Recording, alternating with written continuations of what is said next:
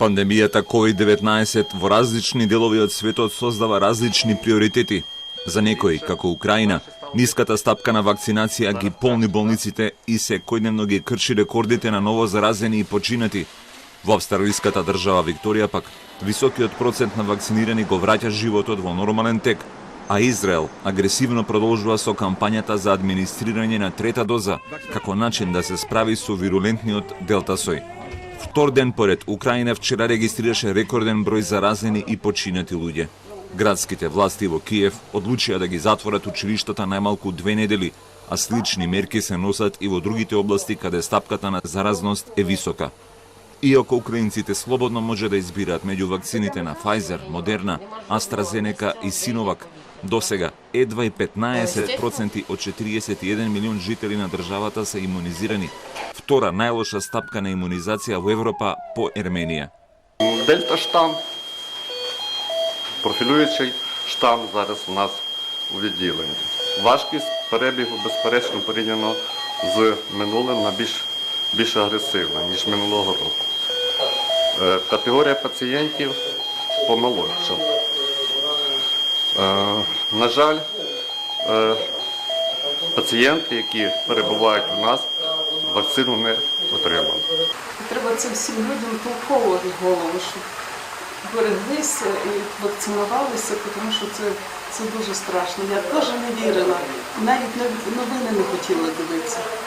Ну, як я в це захворіла, то бажаю всім людям, щоб дослуховувались трохи до новин і до лікарів дуже. Во Украина досега се регистрирани над 2,7 милиони инфекции и повеќе од 63.000 починати од COVID-19. Поинакви слики во Австралија. Раздвижени луѓе низ улиците, преполни кафе барови, ресторани, фризерски салони во вториот најнаселен австралиски град Мелбурн, кој по 77 дена излезе од карантин, откако над 70% од жителите на државата Викторија целосно се имунизираа. Vaccination progress continues to be really strong in the state, and we've now have well over 90%, 90.9% of Victorians have now had their first dose of vaccine, and 72.5% of Victorians aged over the age of 16 are now fully vaccinated. Иако рестрикциите се укинаа, властите и натаму апелираат на внимателност, откако во Викторија беа регистрирани 1750 новозаразени и 9 смртни случаи во минатите 24 часа. Додека најголем дел од светот мака мачи да постигне висок процент на вакцинација на своето население со 2 дози, еврејската држава тврди дека успешно излегува од четвртиот бран на пандемијата, благодарение на агресивната кампања за давање трета бустер доза.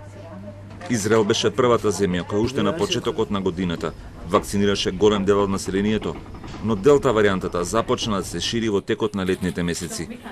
Во јули, најпрви на луѓето над 60 години, Израел започна да им дава и трета доза од вакцината на Pfizer. I would suggest that countries that begin to see the effects of waning immunity and an increase in the proportion of cases, of severe cases witnessed within the vaccinated elderly should seriously consider performing a booster vaccination campaign. Досега околу 3,9 милиони израелци или над 40% од населението ја примија бустер вакцината, а кај граѓаните над 60 годишна возраст тој процент е над 70%.